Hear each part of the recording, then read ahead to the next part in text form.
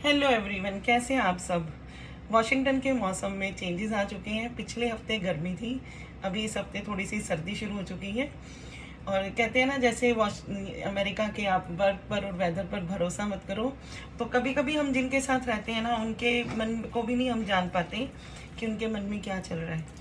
ऐसे ही एक बार जब मेरी फैमिली भी मेरे साथ ऐसे ही था कि कभी आ जाओ कभी चले जाओ। तो जब मैं इंडियन रेस्टोरेंट में जॉब कर रही थी तो एक बार मैं शिफ्ट हो गई। सात एक ही घर में हम 7 लोग रहते थे। हम 4 लड़कियां, एक आंटी, उनका भांजा और उनका भाई।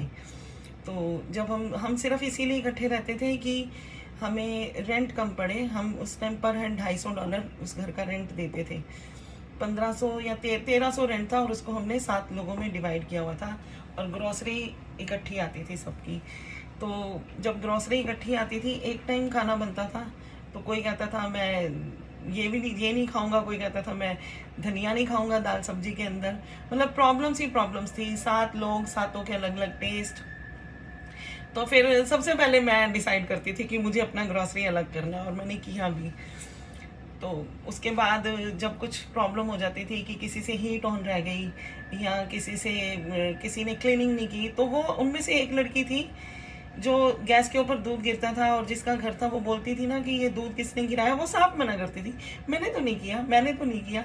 वो कभी मानती ही नहीं थी, और जबकि वो मेरी फेवरेट थी।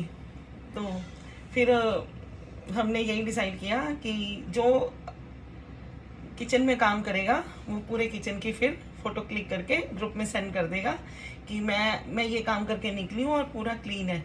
तो कई बार हीट ऑन रह जाती थी, फिर भी वो नहीं मानती थी। बड़ा बड़ा बिल आता था, तो मेरे को हीट सूट नहीं करती थी, मैं नहीं चलाती थी। तो लेकिन बिल तो देना ही पड़ेगा।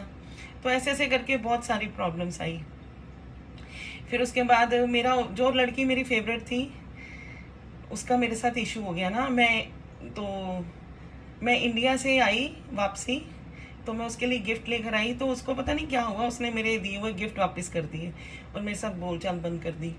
तो मैंने फिर डिसाइड किया, मेरे को हर्ट हुआ, तो मैंने डिसाइड किया कि मुझे यहाँ नहीं रहना।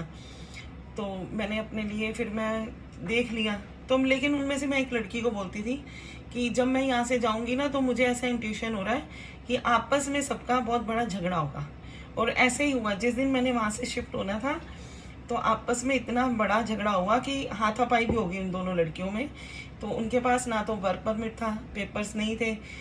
तो उसने, जिसके घर पे हम रहते थे, उसने बोला कि मैं पुलिस को कॉल करूंगी। तो अगर वो पुलिस को कॉल करती तो उनके ऊपर प्रॉब्लम आती। हालांकि वो लड़की मेरे साथ बोलती नहीं थी, फिर भी मैं उनको अकेले नहीं छोड़ सकती थी। तो मैं जब शिफ्ट हुई तो मुझे उनको साथ लेकर निकलना पड़ा कि इनके ऊपर कोई प्रॉब्लम ना आ जाए। अगर इनको मैं छोड़कर जाऊंगी तो फिर से ये लड़ेंगी। उनमें से एक लड़की तो बहुत इनोसेंट थी, है, अभी भी है मेरे टच में। वो बेचारी तो डर के कांपने लगी। थोड़ी मैं थी तो मैंने उनको छुड़वाया, और फिर मैंने जिसका घर था उसको बोला कि ठीक है, ये यहाँ नहीं रहेंगी, ये मेरे साथ ही जाएंगी।